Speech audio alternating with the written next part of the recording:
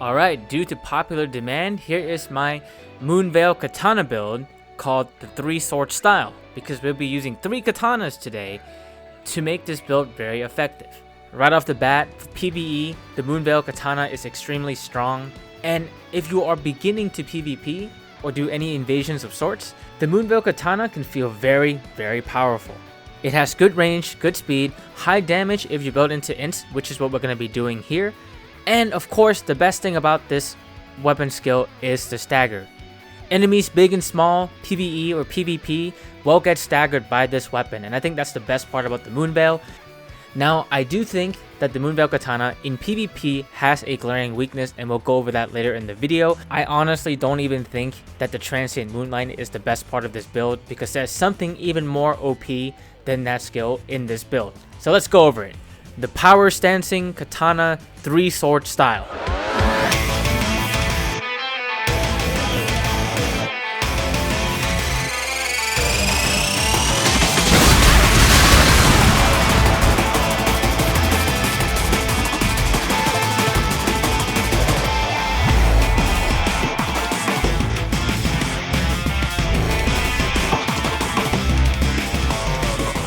True to the name of this build, we are going to be utilizing 3 separate katanas, but before we go over each of the katana and what they do, let's talk about how to start this build. So first, you want to load in as a samurai at level 1 and then take off your shirt. Why are you taking off your shirt? Well, this means that you can equip all the katanas you want without having to worry about your roll becoming a heavy load roll, which is like a fat roll or a slow roll that gives you less invincibility frames. And of course, because you are shirtless, you are going to do mental damage to your opponents since you have less defense, but you're still kicking their butt, and you look like a total weeb. So yeah, that's the most important thing, is doing mental damage to your enemies. But honestly, it doesn't really matter what armor you wear, and that's the best part of this build, is you can wear whatever you want. Just make sure that you have a medium or low load, so that way your invincibility frames are not impacted. Now, there are helmets that increase your dexterity and intelligence. If you really want to do that, you can, but you look like the Burger King man, so it's up to you what you want to do. It does exist. I wouldn't use it because you look kind of derpy, but hey, you do you, as long as you're happy. Alright, with that out the way, let's talk about the main part of the build, why we're using 3 katanas and why is it so important. So, I mentioned before that the Moonveil Katana has a glaring weakness. Part of it is that it is really simple. So once people start to learn the Moonveil Katana and the speed of it, I think it's actually going to be a very punishable weapon, because I am punishing a lot of people right now in PvP who are using the Moonveil Katana and spamming it left, right, and center like they would in PvE, because it is gross in PvE. You can kill bosses so fast with it, and I'll show you how. There's an even crazier way to deal more damage with the Moonveil Katana, and we'll go over that in just a bit. But yeah, the 3 katanas give you versatility, which is the core premise of this build. I want to be flexible. I want to be able to tackle all content with this. And what do I mean by that? Initially, I wanted to just dual wield Moonveils, do optimal magic damage, but I started playing the game more, and you run into quite a bit of enemies that are resistant to magic. And at that point in time, I didn't want to change up my build entirely for certain segments, or even I can see anti-magic builds being such a good thing in this game just because of how crazy magic does get. So yeah, with this build, with this 3 katana system, I'm able to circumnavigate having to struggle during magic resistant dungeons or boss encounters or whatever else. So of course, the first katana, our main katana, is the Moonveil Katana. This is our damage dealer. As covered in my previous Moonveil Katana usage guide, the Moonveil Katana has 2 weapon art attacks that are very useful for PvP and PvE. However, in PvP, never use the horizontal slash because the range is deceptively small and you'll probably always miss with it. Always go for the right trigger, the heavy version of the skill, the vertical slash. It has more range and it does more damage. But for PvE content, I think the horizontal slash is amazing. You can clear out swaths of enemy who are swarming you or your friends as you're playing through quite easily with the Moonveil Katana's horizontal slash. So definitely, it has a use, just not in PvP. I want to make that very clear. We're going to be supplementing the Moonveil Katana with a Powerstance Lightning Katana. And the reason for this is because lightning in this game scales off of straight dexterity, and we can equip any Ash of War onto Katana, which means that we can equip a Lightning Ash of War to give lightning scaling to our normal and charge attacks on the Katana. The skill itself is probably not going to be that relevant. You can use Thunderbolt, which is better than what I have, which is Lightning Slash. Lightning Slash is so slow, I can never get it to land on anything really without taking damage. Or if I'm playing in co-op and the boss is not looking at me, that's one time you can land it. It does do great damage, and I've managed to almost one-shot somebody with it once when they turn the corner, but I think it's too slow, and the lightning buff is cool looking, but it's not the best thing in the world. So if you have time to buff your sword, go for it. But in later game PvP, I find myself switching between the sword and the staff so much more often that it's not worth really using this skill outside of just getting the lightning scaling, because when you switch off and on the weapon, you actually lose the enchantment. So yeah, I don't think it's that great. Feel free to use whatever troll lightning skill you have, the Thunderbolt or the Lightning Ram. Both of them work fine. And of course, the main draw of this weapon is that it does give you mixed damage outside of just magic and physical. So now you have physical, lightning, and magic that all scale decently well based on the stat allocation that I'll show you later on in the video. And the crazy thing is, if you are fighting or in a zone that is just resistant to magic, you can just two-hand this Uchi Katana and just clean house. Alright, the third katana is going to be something that is way more OP than the Moonveil right now, and that is the Hoarfrost Stomp. Now, with this katana, we're making it a keen katana with the Hoarfrost Stomp, because we want to make sure that we cover the physical only aspect of the katanas, in case the enemy is lightning and magic resistant. At the very least, you have something to fall back on that does unmitigated dexterity-based damage. So the crazy thing about the Hoarfrost Stomp is that it procs Frostbite real fast, and at least versus players and enemies, it seems that the procs do massive amounts of damage. Like, you can one-shot certain enemies and players just by proccing the Frostbite, and it's really easy to proc the Frostbite, which is the bad part. So once you get this skill on an enemy, they're probably going to die, and if they don't die, they have a stamina debuff and a defense shred on them. So even if this skill gets nerfed or Frostbite gets nerfed, it's still going to be really, really useful for this build, not only because of the debuff, but because of how easy it can control space.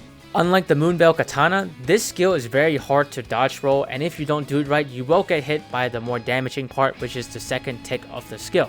So it's definitely really nice to have in your back pocket, and most people don't expect it because the Moonveil Katana is very popular right now. And yeah, once this skill gets nerfed though, maybe use something else, but I still think this is going to be very useful, especially in PvE, where you're in a clustered area full of enemies or in a dense hallway, but you have a lot of things that are blocking you. Because the Moonveil Katanas is transient moonlight, even though it can pierce enemies, it doesn't go through walls, and it can get clipped by walls. So if you hit a wall before you hit an enemy, the projectile will disappear. So it has a glaring weakness, but the Hoarfrost Stomp does not have that weakness. Now, before we go into spells, let's go talk about stat allocations. That's something that most people have been waiting for. I'm level 115 right now, so this build is going to be level 115, but I'm going to also provide level 50 stats that I think you should go into to make your early to mid game a lot easier. So at level 50, I think you should level up your Vigor and Endurance to 20. Now, if you are not that great at dodging or have some trouble with it, I would actually do maybe more Vigor and less Dexterity. But that's just generally what I would recommend at level 50 is 20-20. But if you are not as confident in your dodging abilities, there's no fear in going up to 25 Vigor and taking points from somewhere else. The big requirement here is to have 23 Intelligence so you can equip your Moonveil as soon as possible. I wouldn't even level up my Intelligence until I have the Moonveil or until every other stat is done, because you're going to get the Moonveil not too early on unless you can fight the Magma boss that comes into play. If you're new to the game, I don't see you clearing this very fast, so take your time. Don't worry about getting the Moonveil Katana. You want to get the second Uchi Katana as soon as possible so you can start power stancing and making the most use out of your decks as possible. Once you unlock any Ash of War, you can make them both keen to start off and go through the game that way. So with that said, you want your Dexterity at level 50 to be 25 and Intelligence at 23. The reason being is that yes, your Moonbeam will not do as much damage, but at the very least, you'll be doing more damage with your normal attacks, which at that point in the game, you'll probably be relying a lot on. We're going to put 2 points into mind just so we can use more skills, but not too much. If you are struggling with the game, maybe put it down to 12 mind and put it more into Vigor. Don't feel bad about it at all. It doesn't matter too much. At level 115, I currently have 55 Intelligence and 40 Dexterity as a base, with 15 mind, 25 endurance, and 34 vigor. Seeing as most of my katanas scale only off of dexterity, why do I have 55 intelligence? Well, for one, there's a spell I really want to use at 55 intelligence just for funsies because it looks kind of cool. I'll put it in the description below. I won't show it here or talk about it because it may be spoilers for some people, I don't know. But outside of that, I like being able to one-shot things with the Transient Moonlight skill. I think if you're comfortable, you can probably even go less Vigor and put it more into Dexterity. I've been told that the soft cap for both Dexterity and Intelligence is 50. So instead of having 55 Intelligence, if you don't plan on using any spells whatsoever that are attack spells, I would actually put that into Dexterity instead. But keep your Intelligence at 50 to get the maximum damage for soft cap for your Transient Moonlight skill. Alright, now that we got that out the way, let's talk about Talismans. Quick mention, there are 4 talisman slots in the game total. I only have 3 right now. I haven't gotten far enough into the game to unlock all 4, but I'm going to give you 4 talisman to use anyways, just because I think that's what I'm going to be doing once I get to my end game build. So the first thing you want is the Filigreed Crest. The crest reduces any FP utilized by skills by 25%. This means your Transient Moonlight skill and your Hoarfrost Stomp will be lowered by this talisman. 25% is pretty significant, reducing the Moonveil Katana's horizontal slash from 15 FP to 10 FP, and the vertical slash's FP cost from 20 to 15. Before even calculating the stats you get from the rune arc and the great runes that you have equipped, you're going to be able to get 10 horizontal Transient Moonlight slashes out, or 5 vertical slashes, before having to take a swig of your FP flask. By using this talisman, I can focus my stats elsewhere, so that way I don't have to level up mind all that much. Now the second talisman I recommend using is the Green Turtle Talisman. At first I didn't think you would need this, but what it does is that it helps you speed up your stamina recovery. Now Powerstancing attacks do use up a lot of stamina, and I found myself in a lot of situations having no stamina to finish the chain. Also, the Transient Moonlight skill does consume quite a bit of stamina, and once you are trying to finish off an enemy, having the stamina to use this skill and then chase down the enemy is really important. So having this stamina regen up is going to help you immensely when you are trying to make plays to finish off your food. Your third talisman is going to be Radagon's Star Seal or Sword Seal, depending on where you're at in the game and what you have access to. It increases the damage you take by 8 to 13%, but it's kind of insignificant if you account for the Vigor, Endurance, Strength, and Dexterity you get as flat stats with the Scar Seal or the Sword Seal. So yeah, I definitely really recommend having this item. Now for the last slot, I may have 2 talismans you can choose from that may be worth your attention, and it will depend on how you prefer to play this build, more passive or more aggressive. The first one is going to be the Ancestral Spirit Horn, which restores 3 FP per enemy killed. Of course, not very useful for PvP, but for PvE, this allows you to go on long treks without having to stop by a grace point and helps you conserve your FP flask. Now the last talisman I'm going to present to you is a bit of a spoiler, but there is a weaker version called the Warrior Jar Shard. If you want to know about the stronger version, look in the description below, there's a link to it. What it does is it boosts the attack of your skills. So by equipping this item, you're basically saying, I want to one-shot you with the Transient Moonlight. Now from what I've been told, it is a 15% damage increase, but I don't have it, so I can't test it yet. But yeah, if it does give you 15% damage boost, oh man, put this on and just shoot away, have fun. Now we can talk about the magical spells that you're going to be using. For this build, we're not a mage per se, we're just using magic for utility. So I'm going to recommend you 4 core spells, and everything else is up to you. You can use whatever you want. You have a lot of intelligence, so a lot of spells are going to be available for you. So yeah, a lot of freedom here. The core spells that I recommend you get is Eternal Darkness, which creates a black hole that attracts any magical projectile. This can help you approach enemies or players, and is honestly very underrated. Now the other skill is gonna be called Terra Magicus, and this skill is busted in certain boss scenarios, and even in PvP I've one-shotted with the Moonveil Katana thanks to this spell. Essentially, you put down a magical circle that if you are standing in it or your friends are standing in it, you will do 35% extra magic damage. This is important because the Moonveil Katana's weapon art does not scale with sorceries, but it does do magic damage, and getting a raw 35% damage increase is absurdly strong. I'm also going to assume that this increases the Hoarfrost Stomp's damage, and here's the kicker though. Buff itself is only active if you're in the circle, but if you step out the circle, you have like a couple seconds still of the buff that you can utilize. But yeah, this means that to use this skill properly, you want to do it at certain boss phases that they are stationary or are knocked down, or you are good at controlling space and can control the space. But I wouldn't stress out too much about it if you have to move off the space, because it will be there for 30 seconds. It's honestly amazing, and I love using it in PvP. People kind of underestimate the amount of damage you can pop out by using this field. Alright, now the third spell that you're going to want in your main repertoire is going to be the Glintblade Phalanx. Now, it is a very strong early to mid game skill that can stagger bosses very easily, even if you don't have a lot of intelligence. It seems to have quite a bit of stagger damage, so that's really nice to have. But the best thing about it within mid to late game and even in PvP is that it will last almost indefinitely until something that is aggressive or hostile towards you approaches you. Then it will track onto the enemies. Pair this up with the Moonveil Katana and the Hoarfrost Stomp, and you have this zone control where if they approach you, you can just wait until the sword strikes. They're going to dodge the sword, and that gives you time to use your other skill to hit them. Otherwise, you can just kind of stand there pretty or do nothing, or just wait it out. The sword doesn't really go away, so yeah, the ball's in your court. You are controlling space with this skill, and it's great. Also, it is amped by the Carrion Glintblade Staff. The last spell I'm going to recommend to you today is also going to be boosted by the Glintblade Staff, and that is Loretta's Great Bow.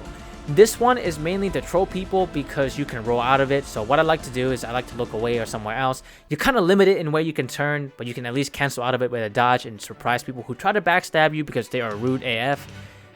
Yeah, it's gimmicky, it doesn't really work, but in open world and stuff, this lets you snipe enemies from far away that you might not be able to reach with your Moonbeam or any other skills that you may have. So it's honestly pretty nice to have. I wouldn't use it all that often. It's more of a cool looking skill that you can use for fun.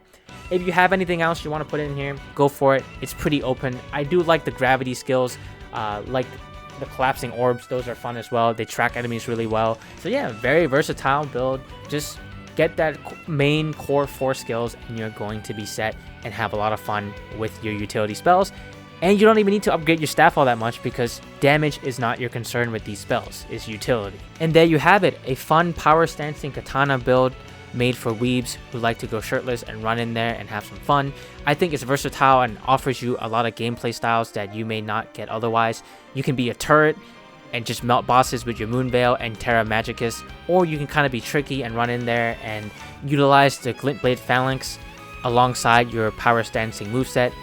You honestly have a lot of choices, and you can two-hand any of the katanas that we've talked about today just to give you another moveset and another way to fight enemies. And here's a bonus tip for you guys. If you guys are having trouble fighting the Moonveil Katana, which is one of the core focus of this build, I have some tips for you. The Moonveil Katana is not as fast as you'd think. It has long recovery frames and is highly punishable if you get within a certain range and roll past the transient moonlight. Now, people are saying it's really fast and it's hard to predict. I think that's not true at all because you have to sheath your katana. Now, the enemy can do a lot of things to get out of the katana sheath, like roll or do your power stance attack, but that also means that they are not fast. There's an obvious tell when the enemy is about to use that Moonbeam and quite significant startup, so if you can avoid the initial Moonbeam and roll towards them, you are going to probably do a lot of damage or kill your enemies outright. That recovery frame on the vertical transient moonlight is pretty significant, and I would punish it any chance I would get. I think it's not readily obvious for people who don't really use the Moonveil Katana, but as somebody who's been using it for a while, I think it's simple, it's fun, but it also has that limitation, which is why we supplement it with the Hoarfrost Stomp, the Glintblade Phalanx, and the most important fact of all, we are not a mage fighting for distance, we are actually a close range fighter. People just don't know it because this build tricks them into thinking that we want to fight at a mid-range or long range. That's not true. You want to fight with close range, utilize jump attacks, utilize your power stance moves because it can do quite a bit of damage and clip people pretty easily. So there you have it, how to fight against the Moonveil Katana, how to utilize the Moonveil Katana, and a cool power stance 3-sword style katana build. I hope you guys enjoyed. Like and subscribe if you did. I'll provide links to all the items and equipment within the description below if you want to really get to this build. I hope you enjoy. Let me know how you fare with this build, and if you have any other questions, leave it in the comments below. My name is Varsona. Thanks for watching. I'll see you next time.